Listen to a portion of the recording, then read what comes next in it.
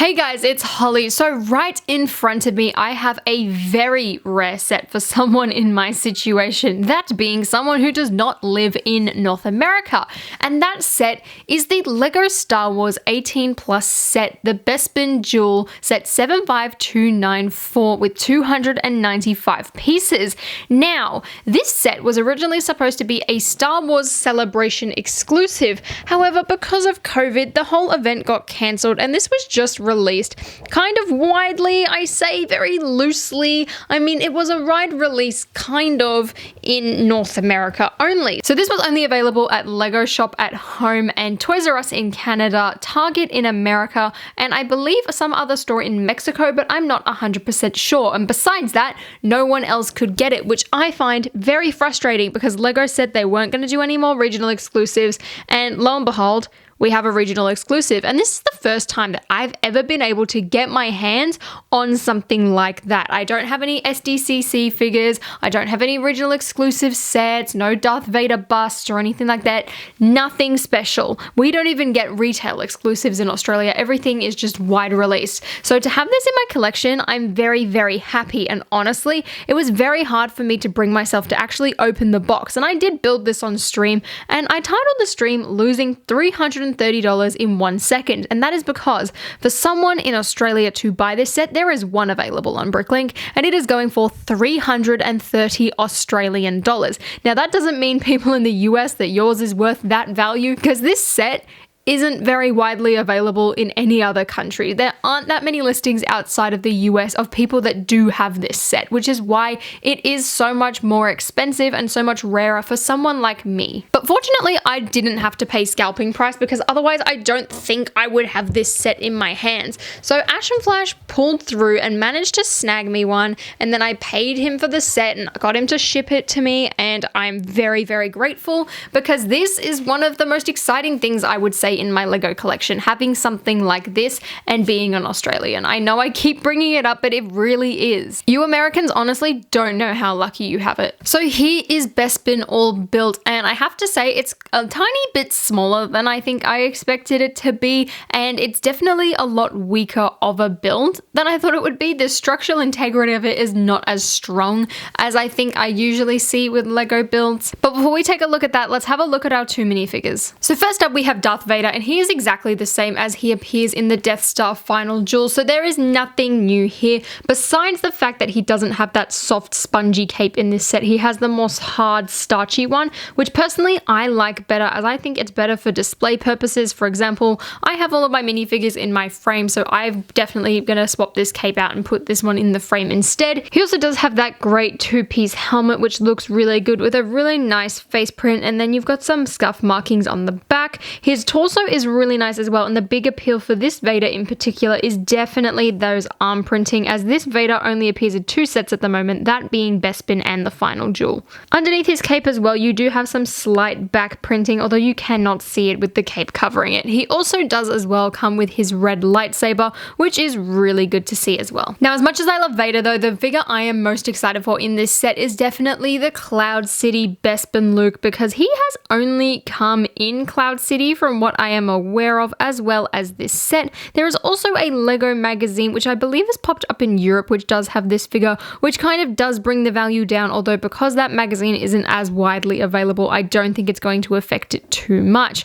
And I think this figure looks amazing, and I'm really glad to have him in my collection. My favorite part about him though is definitely the alternate face. The front one is just the same as you get with any Tatooine Luke, but this alternate face is amazing, and I think it captures Mark Hamill in this scene perfectly. It really does show the distress and the fear in Luke, and I really, really like it. Besides that, the printing's pretty basic, but since this figure has only come in such an expensive set, he is quite valuable and does make up a lot of value in this set on his own. So here is the set itself, and I honestly didn't know if I was going to do a review on this, but I thought rather than doing more so of a review, I thought I'd talk about how it is for someone who didn't have this available in their country who would have been forced to pay scalping prices. Luckily, I wasn't. I still had to pay an inflated price because of all the shipping, but luckily I didn't have to pay scalping price. But if I did, I kind of want to let you know what I think I would have thought about this set. That was a really confusing sentence, but I hope you get what I mean.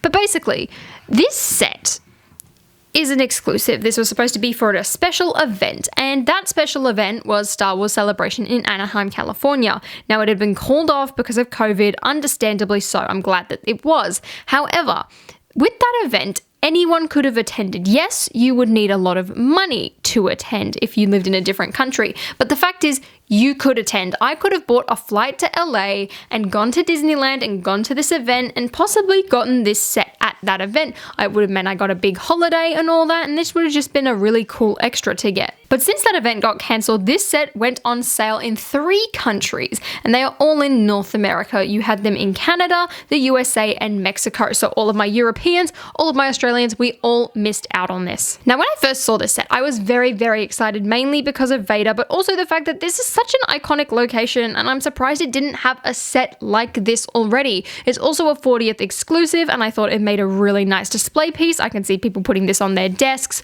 or on a shelf because it is quite compact, which I really like about it, and that's one of my favorite things about this set is how condensed it is. But when I heard it was a regional exclusive, of course I was really annoyed and pretty upset, and I'm really glad that I have it in my hands, and I honestly think overall the build's amazing. It was really interesting as well to build. There was a lot of techniques and things that I didn't really expect or have seen that much in Lego form, and I love the way it turned out. I love how tiled off and smooth it is. In fact, there is only really one stud at the top here besides like all the ones on these plates. Luke hangs on to clips on there. You have little clips for the lightsabers. It's really neat, and honestly, there's not a lot to it. I really don't know what to tell you. The base of this set is all tiled off, and then you have one sticker tile here, and this is the only really exclusive thing from this set. The figures are rare, but they do appear in other sets, and all of these pieces, none of them are new, none of them are special. It's just this sticker here, and I wish it was a print for that reason exactly. You also have the set then built up on these clear bricks, which I think looks really nice, so that way you just have this floating platform, which I think turned out really, really well.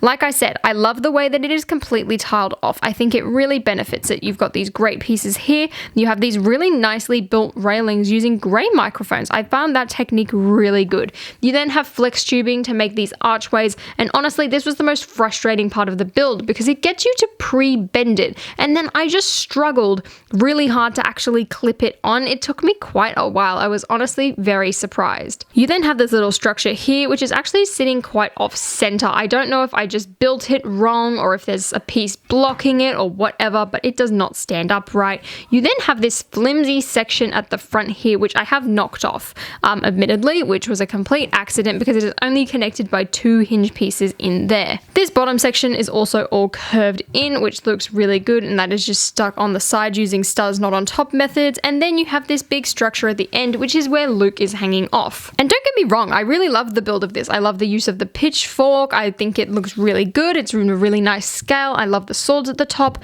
but I just don't like the red. It really annoys me. And honestly, to me, it kind of ruins it. I mean, it does stick out like a sore thumb, especially with this Technic pin. I wish they would do these Technic pins in grays and blacks. I feel like it would improve so many sets. Same with this Technic joint here. These plates, I believe that would have had to be a design decision because you're literally using light bluish gray plates everywhere else. It would have had to be a design thing. But these two, on the other hand, that is just Lego not wanting to make new colored molds for them. And it really frustrates me because it would improve so many other sets. Besides that though, that's the set. It's not supposed to be a play toy. It's literally supposed to be a display piece. It says 18 plus for a reason. It's not a complicated build. It's 18 plus because it's made to be a nice display model or something like that. Kind of like an action figure or one of those like figure displays that you'd get from somewhere like Zavvi or Hot Topic or Zing or somewhere like that. So the Bespin Duel, I personally really like the set. I think it's awesome. It makes an excellent desk display. The only thing I don't really like is the red scattered behind here,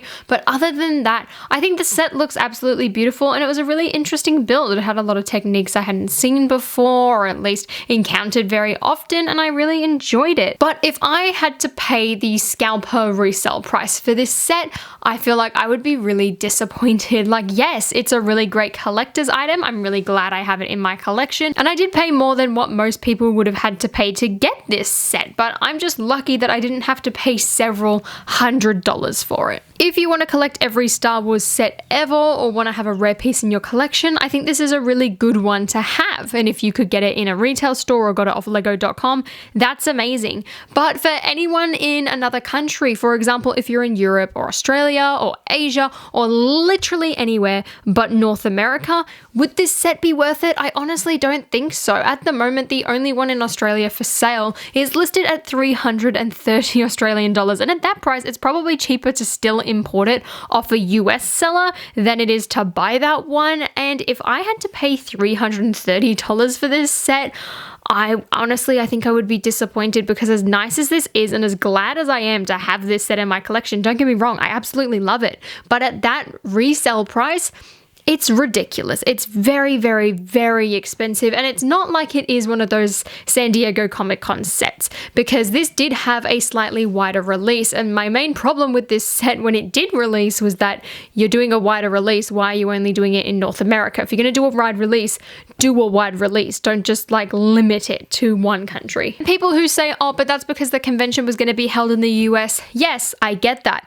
But as an Australian, I could fly to the US to go and attend this convention. I could go specifically to go and get this set, and I could have a holiday in the US, but since COVID's happening, I don't have that opportunity. So I'm just instantly blacked out because I'm not living in the US. That doesn't sit right with me. And for fans to have to shell out a ridiculous amount just to get this set is ridiculous. And yeah, that's why I don't think it would be worth it if you did buy it on the resale market. But even then, I guess this is like an SDCC figure, and in that case, I'd probably like leaned more towards this because you're actually getting a set, even though the only exclusive thing is that 40th Empire Strikes Back sticker. Everything else is just a regular Lego part. It's nothing special. Yes, the figures are worth a lot, and that does bring the value up of this set quite a bit, which is excellent. But like I said, the only exclusive piece is that sticker. Now, I have absolutely no regrets buying this set. I'm really glad I did, and it's one of probably the most rare things in my collection besides my 2007 Hogwarts castle, and for that reason I love it a lot. And yes, it is a really good set, and I think it's going to look great on display, but I can tell you right now, if I had to pay scalper's price, I would be very upset. Just because I don't think there's enough special or exclusive about it to kind of justify that price. But let me know your thoughts down below, especially if you live outside of North America. I would like to know your thoughts, and do you think this set is worth what people are flogging it for? And if you enjoyed this video, please give me a thumbs up and consider subscribing to my channel down below. And until next time, guys, I'll see you later.